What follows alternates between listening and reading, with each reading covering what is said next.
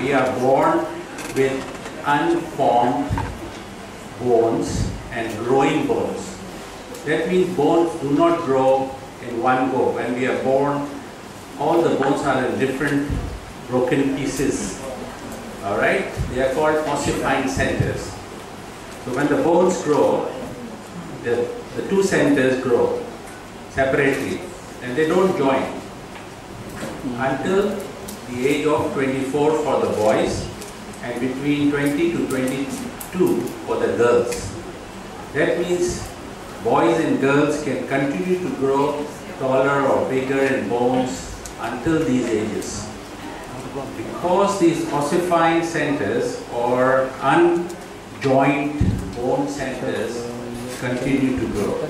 And that is something one should keep in mind when dealing with children or monitoring children or training children.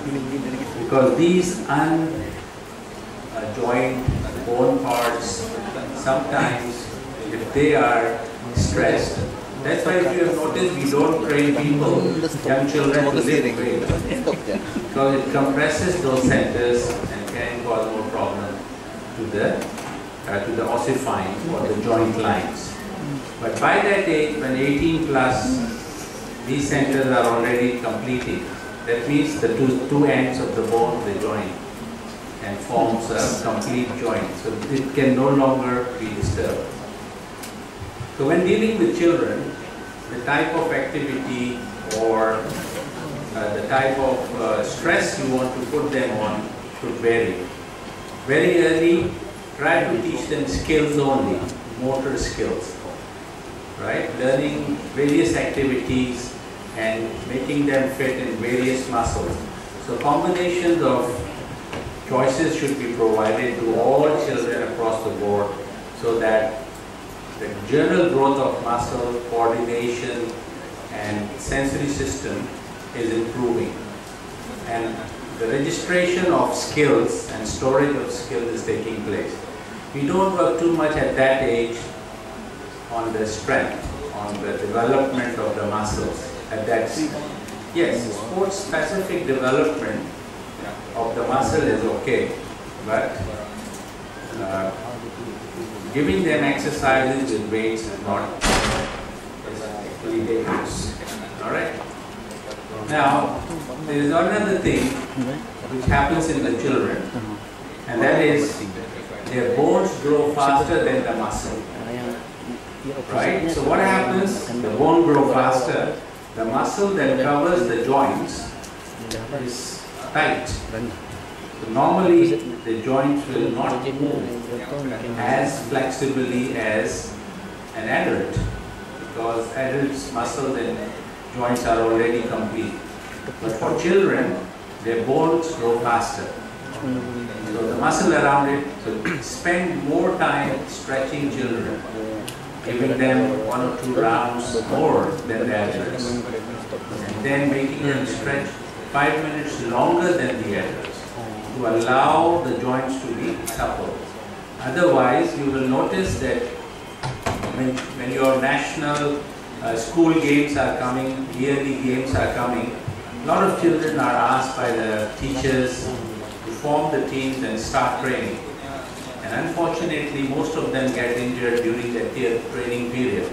And the reason being, the fitness is just not there. So it's important to know the individual age and the type of training workout you want to give them. It's so important because that can make and break the child's future plans. The other thing that you may like to see in children is knock knee. Ask them to stand together. If the knees are touching, then these children may not do well with running. Speed running. Long distance may be possible, but speed running may not be possible because knock knees, the biomechanics is not good. So try to encourage them into sports which are more indoor, more of short exercise, racket sports, badminton, and stuff like that. And that would help them to be more successful. I always prefer such children to be seen by a physiotherapist or a sports doctor or an orthopedician to see if the knock knee is because of the flat foot.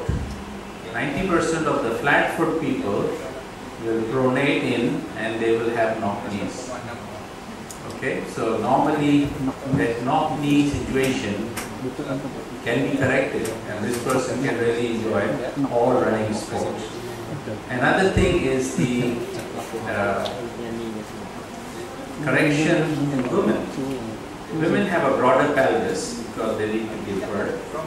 So they are born with the vulnerability of knock knee. So in case of female and male, you have to be careful. Just don't rule out that this person is having a knock knee and it can't be cured. So all effort should be made very early in the life.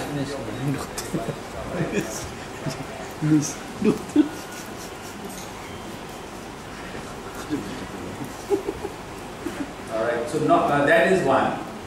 We need to see in people screening. We have an example of a school where children were taken in without screening and they were put into different sports, and now they are being medically tested. Already too late. Right? Now we have to fix those problems for those children. So initially, like Army will test you for your flat foot, for your knock knee, before you are even inducted into the Army.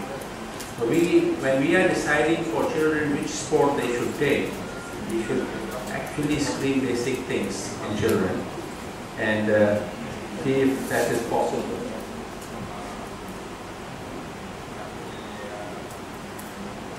That is possible.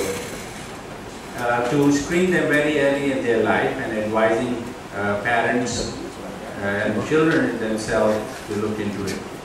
I'll talk about detail with regard to how to manage injuries and how to diagnose injuries and what to do and when to see a doctor. There are other issues with injuries. One of them is ampus. It's commonly seen in Brunei, right? A lot of people suffer from ampus, but they don't know.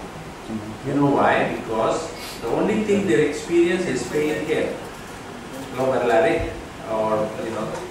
speed running, they would get pain here. And they say, and then they don't have ampus. Like real attack of ampus. So what happens is that this is called exercise-induced asthma. And if you ask the child or the adult, they will tell you, yes, you, Papa, or whoever in the family, my sister, have ampus. And if you bring them to testing, the lung function test, most of the time I find that they have a drop of 15% lapas lari apparatus. We make them run 400 meters chapat, and then if they feel flying pain, ask them to see me or see a doctor who could diagnose them for this exercise-induced asthma. It only comes during exercise, and it's the biggest disadvantage. Maybe the body ideal, maybe the skill ideal, but the person just cannot cope up with the physical stress. So by giving them aerosol and ubat, you can decide quickly.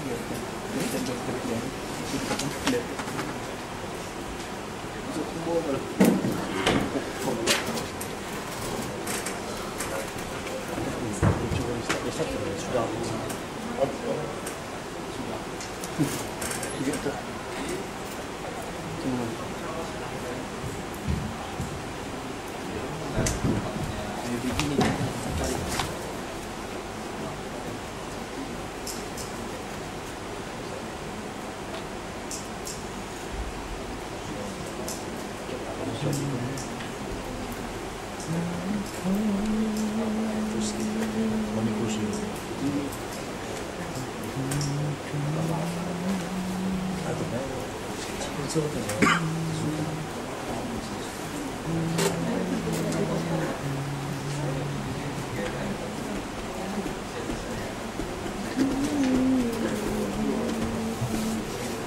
meletup.